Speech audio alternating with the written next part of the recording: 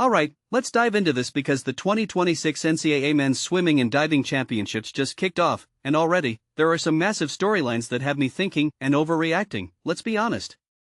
But hey, that's part of the fun, right? So, let's start with Virginia. Personally, I think their 800 free relay performance wasn't just a swim, it was a statement. A big statement. Clocking in at 6 minutes and 6.85 seconds, they didn't just beat expectations, they obliterated them. What makes this really interesting is the way they did it. Freshman Maximus Williamson leading off with a 1 minute and 30.43 seconds? That's not just fast, that's freshman fast.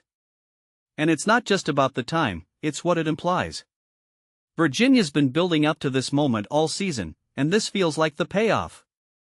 In my opinion, this isn't just about winning a relay, it's about momentum. They're riding high off the women's title from last weekend, and this performance? It's like they're saying, we're here, and we're not going anywhere.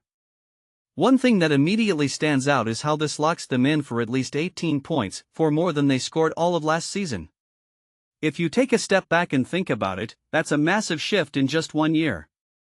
What this really suggests is that Virginia is becoming a force to be reckoned with, and I'm here for it. Now, let's talk about Tennessee's Koby Bujak-Upton. His 1 minute and 29.79 seconds leadoff split? Insane. But here's the thing, his teammates couldn't keep up. The relay finished 8th overall, almost 2 seconds off their entry time. What many people don't realize is that this isn't just a story about individual brilliance, it's about team dynamics. Bujak-Upton's performance is incredible, and it definitely solidifies him as a contender for the 200 free, but it also raises a deeper question: can Tennessee build a relay around him? Or will he be their lone standout? From my perspective, this is a team that's still figuring out its identity, and Bujak-Upton's performance is both a highlight and a challenge for them moving forward. Auburn's relay is another story I find fascinating. 3 freshmen in the top 4? That's bold. Arthur Balva, Daniel Krichevsky, and Luke Bedsole aren't just holding their own, they're contributing in a big way. What makes this really interesting is what it implies for Auburn's future. If these freshmen can keep this up, Auburn could be looking at a serious resurgence. In my opinion, this isn't just about this meet, it's about the next few years. Auburn's quietly building something here, and I'm excited to see how it unfolds. NC State's 200 medley relay? Lightning in a bottle. Quinton McCarty's backstroke leg and Drew Saul's freestyle anchor were the difference makers, but what this really suggests is that NC State is peaking at the right time. Their sub-1:22 time is no small feat, and it ties them with LSU for the 4th fastest relay here. One thing that immediately stands out is how they're balancing speed across all legs. It's not just one swimmer carrying the team, it's a collective effort. Personally, I think this is a team that's flying under the radar, and they could surprise a lot of people by the end of this meet. Louisville's Nikita Sheremet? Let's talk about him. His 18.06 split on the medley relay is the fastest ever by a true freshman. What makes this really interesting is the context. Louisville's taper strategy is clearly paying off.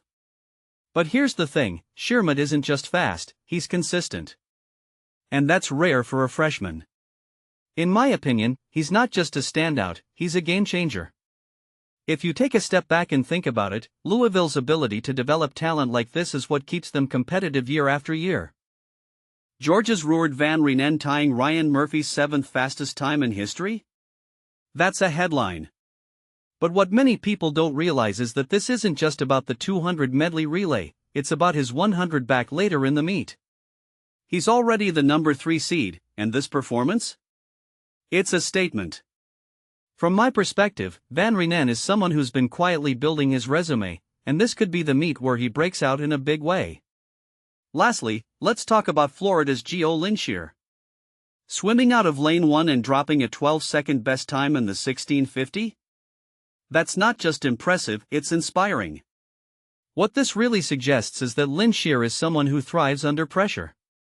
And with 2 more Gators in the final heat, Florida could be looking at a serious points haul here.